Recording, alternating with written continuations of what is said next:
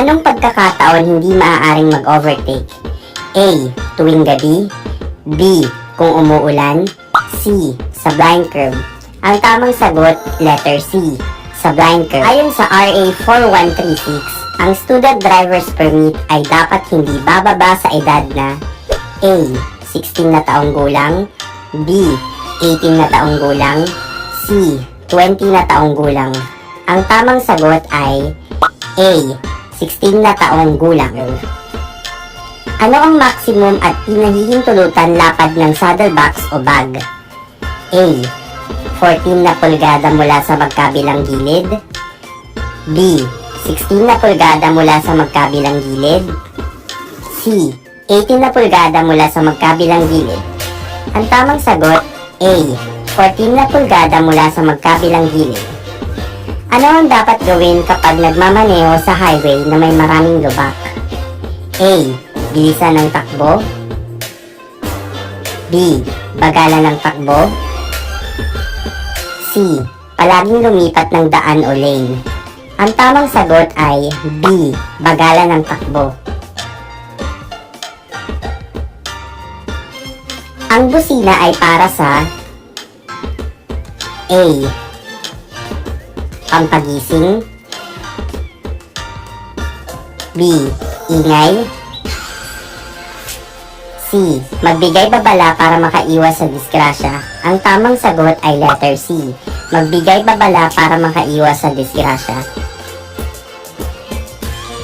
Kailan ka maaaring maghintay sa dilaw o yellow box sa sangandaan? A. Kapag ang traffic light ay pula. B. Kapag nakatigil ka sa daling ng trapiko. C. Hindi kailanman. Ang sangandaan ay dapat malinis sa lahat ng oras. Ang tamang sagot ay letter C.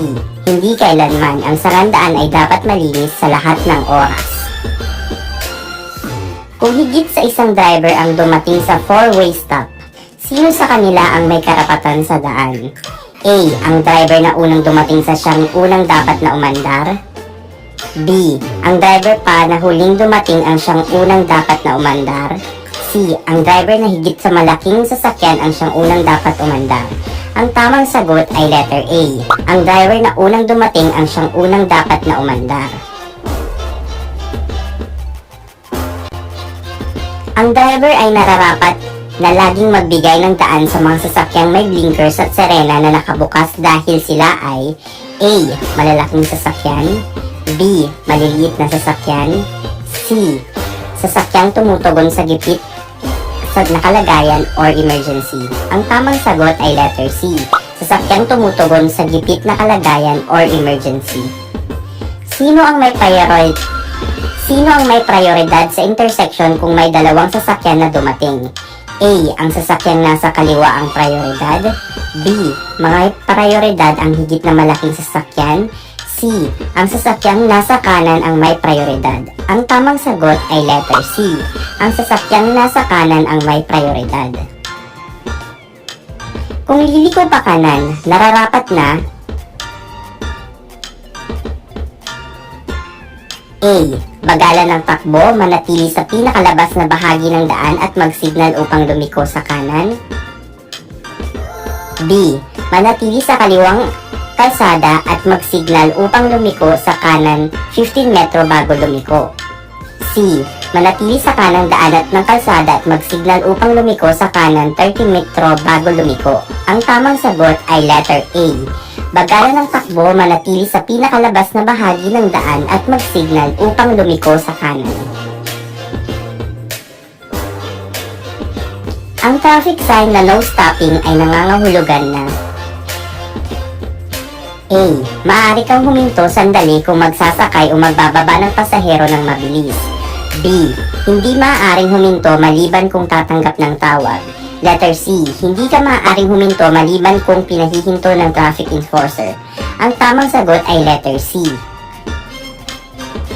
Totoo ba na ang di kumikilos na pulang trapiko ilaw ay nangangahulugang dapat kang huminto hanggang ang sangandaan ay maging maaliwalas para magpatuloy? A. Totoo. B. Hindi totoo. C. Walang sagot. Ang tamang sagot ay B. Hindi totoo.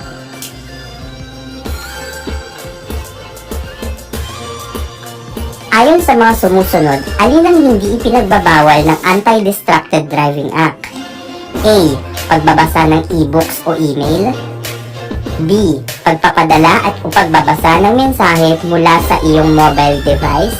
Letter C. Paggamit ng hands-free device. Ang tamang sagot ay letter C. Paggamit ng hands-free device. Ang ibig sabihin ng dobling puting putol-putol na linya sa daan ay A. Bawal na mag-overtake sa kaliwang parte. B. Bawal na mag-overtake sa kanang parte. C. Pwede kang mag-overtake sa kaliwa o sa kanan kapag walang panganib. Ang tamang sagot ay letter C. Pwede kang mag-overtake sa kaliwa o sa kanan kapag walang panganib. Kung walang linya na minarkahan sa kalsada, dapat kang magmaneho. A. Malapit sa kanang bahagi ng kalsada. B. Kahit saang bahagi ng kalsada. C. Sa gitna ng kalsada. Ang tamang sagot ay letter A. Malapit sa kanang bahagi ng kalsada.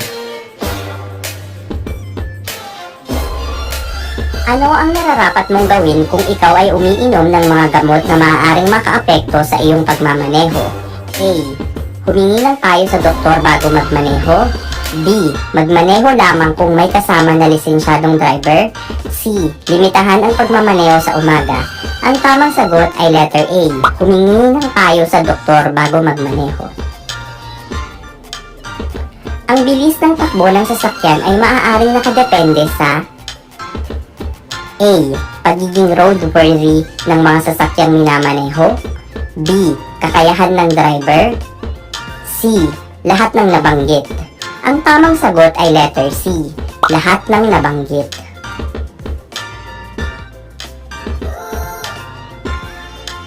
Ano ang dapat mong gawin kung pinapatakbo ka ng pulis pantrapiko kahit na pula ang traffic light o senyas na nagpapahinto? A. Hindi ka dapat sumunod sapagkat kung susunod ka ay huhulihin ka. B. Dapat kang sumunod. C. Hindi mo dapat pansinin ng pulis pantrapiko at hintayin ang traffic light na verde. Ang tamang sagot ay letter B. Dapat kang sumunod.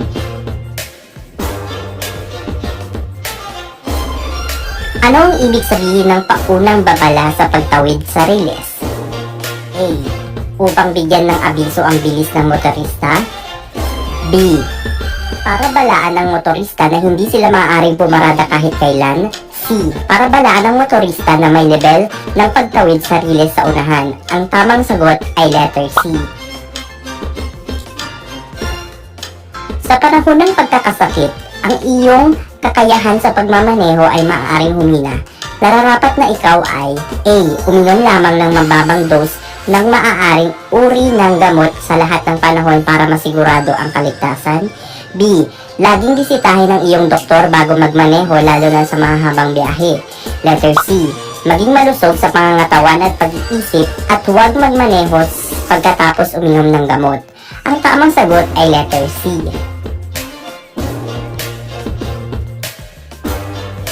Ano ang maksimum na parusa para sa paulit-ulit na paglabag ng RA 10666 o Children's Safety on Motorcycle Act? A. Pagkabilanggo ng 6 na taon. B. Multang 50,000. C. Pagbawi ng driver's license. Ang tamang sagot ay letter C. Pagbawi ng driver's license. Ang driver ng motorsiklo ay dapat palaging nag-iingat. Upang magawa ito, sila ay nangangailangan nakasuot ng A. Mga helmet na laan sa trabahong pang-construction. B. Standard protective helmets. C. Sombrero ng pulis o gloves. Ang tamang sagot ay letter B. Standard protective helmets. Kapag kailangan mo ng salamin sa mata para makakita ng maayos, kailan mo dapat ito isuot? A. Sa pangit na panahon.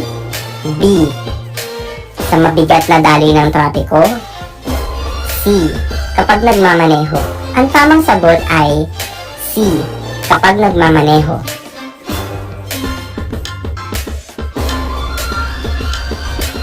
Sino ang responsable para siguraduhin hindi sobra sa dami ang nakasakay ng sasakyan? A. Ang driver ng sasakyan. B. Ang nagpapasakay sa sasakyan. C. Ang may-ari ng sasakyan. Ang tamang sagot ay letter A, ang driver ng sasakyan.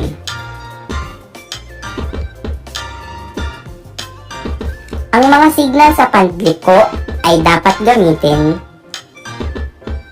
A. Bago umalis sa intersection. B. Habang patungo sa intersection. C. Bago lumiko sa intersection. Ang tamang sagot ay letter C, bago lumiko sa intersection.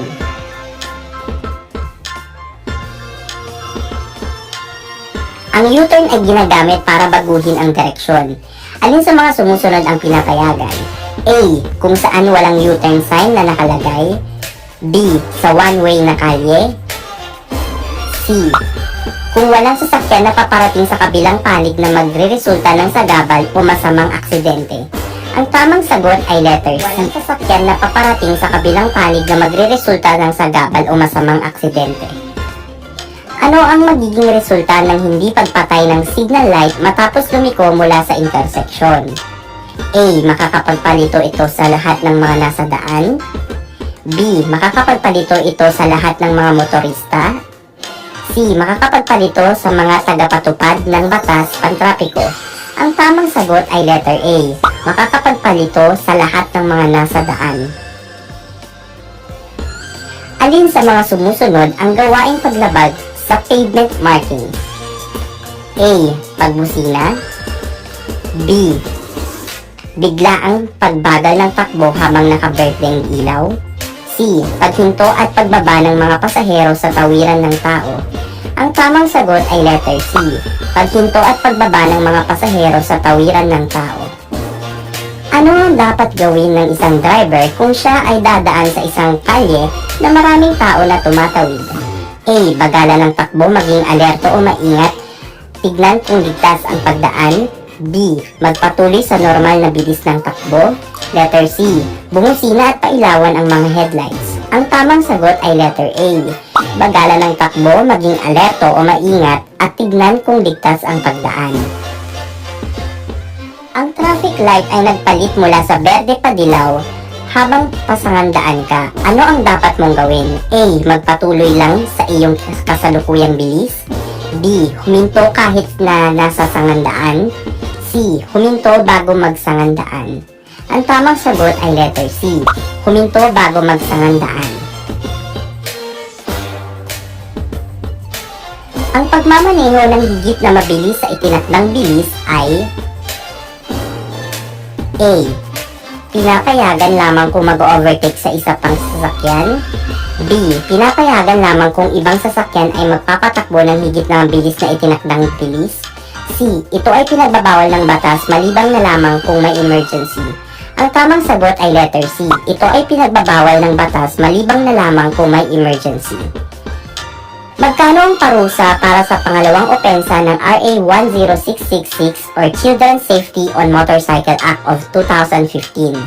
A. 1,000. B. 5,000. C. 7,000. Ang tamang sagot ay letter B. 5,000 pesos.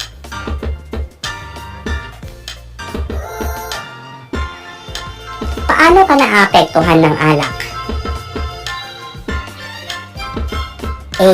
Pinabibilis nito ang iyong reaksyon. B. Pinabubuti nito ang iyong koordinasyon. C. Pinapababa nito ang iyong konsentrasyon. Ang tamang sagot ay letter C. Pinapababa nito ang iyong konsentrasyon. Ang kumikislap na dilaw na ilaw ay signal na nagpapahiwatig na dapat A. Bagalan ng takbo at magpatuloy kapag ligtas. B. Ipagpatuloy ang kasalukuyang bilis. C. Magmabilis. Ang tamang sagot ay letter A. Bagalan ang takbo at magpatuloy kapag ligtas. Kung balak mong bumagal o huminto, dapat mong A. Bumusina. B. Tapakan ang iyong preno ng magaan upang buksan ang iyong mga ilaw sa preno. C. Manatili sa iyong linya pagkatapos huminto. Ang tamang sagot ay letter B. Tapakan ang iyong preno ng magaan upang buksan ang iyong mga ilaw sa preno. Kumpletuhin ang tamang pahayag. Hindi mo dapat gamitin ang busina kapag ang iyong sasakyan ay nakatigil. A. Maliban kung ang isang gumagalaw ng sasakyan ay maaaring maging sanhi ng panganib. B. Maliban kung ito ay ginagamit lamang ng saglit. Letter C. Maliban sa pagbigay ng sinyales na nakarating ka na. Ang tamang sagot ay letter A. Maliban kung ang isang gumagalaw ng sasakyan ay nagdudulot ng isang panganib. Ang mga linya, simbolo at mga salitang nakapinta sa kalsada ay tinatawag na A. Mga traffic signal. B. Pavement markings. C. Traffic hazard. Ang tamang sagot ay letter B. Pavement markings.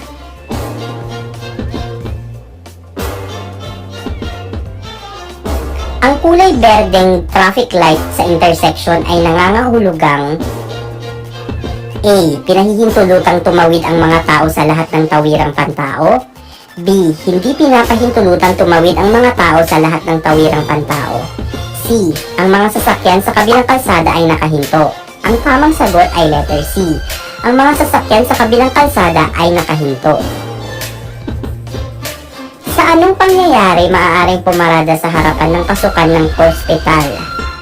A. Kapag sumusundo ng pasyente. B.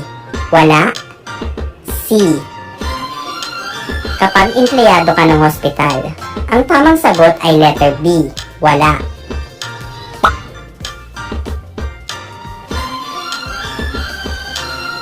Maiiwasan at mababawasan ang mga aksidente sa kalsada kung A. Hindi binabaliwala ng mga driver ang senyas pantrapiko. B. Ganap na binabaliwala ng mga driver ang mga senyas pantrapiko. C. Hindi pinapansin ng mga driver ang mga senyas pantrapiko sa mga partikular na lugar. Ang tamang sagot ay letter A. Hindi binabaliwala ng mga driver ang mga senyas pantrapiko. Aksidente kang nakabangga ng taong naglalakad. Ano ang una mong dapat gawin? A. Tulungan ang taong naglalakad. B. Maghanap ng ligtas na lugar para pumarada. C. Tumawag ng pulis. Ang tamang sagot ay letter A. Tulungan ang taong naglalakad.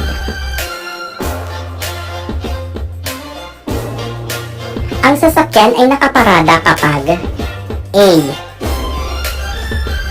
Hindi gumagalaw ang sasakyan habang nagsasakay ng pasahero. B. Hindi gumagalaw ang sasakyan habang nagbababa ng pasahero. C. Ang sasakyan ay hindi gumagalaw habang patay ang makina. Ang tamang sagot ay letter C. Ang sasakyan ay hindi gumagalaw habang patay ang makina. Ano ang ibig sabihin ng isang paunang babala na may riles ng tren? Upang bigyan ng babala kaugnay ng bilis ng kanilang takbo. B. Upang balaan ang mga motorista na hindi sila maaaring pumarada sa anumang oras. C. Upang balaan ang mga motorista na may riles ng tren sa unahang bahagi ng kalsada. Ang tamang sagot ay letter C. Upang balaan ang motorista na may riles ng tren sa unahang bahagi ng kalsada. Habang nagmamaneho, gusto mong lumiko pakaliwa sa minor na kalsada. Paano ang gagawin mo? A. Manatili sa gitna ng daan. B. Magmabilis na lumipat. C. Huwag magmadali at ayusin lamang ang paglipat. Ang tamang sagot ay letter C. Huwag magmadali at ayusin lamang ang paglipat. Hindi ka dapat gumamit ng mobile phone habang nagmamaneho. A. Dahil mahina ang pagtanggap na kapag umaandar ang makina. B. Dahil makakaapekto ito sa mga electronic system ng sasakyan. C. Dahil maaaring makapagsagabal ito sa iyong atensyon. Ang tamang sagot ay letter C. Dahil maaaring makasagabal ito sa iyong atensyon. Kapag nakainkwento ka sa daan ng mga sasakyang pang-emergency kagaya ng ambulansya, fire truck na sumiserena, ano ang dapat mong gawin? A. Huwag mo silang pansinin. B. Magbigay daan sa pamamagitan ng paggilid sa kanan o kaliwa. C. Harangan ang kanilang daan. Ang tamang sagot ay B. Magbigay daan sa pamamagitan ng paggilid sa kanan o kaliwa.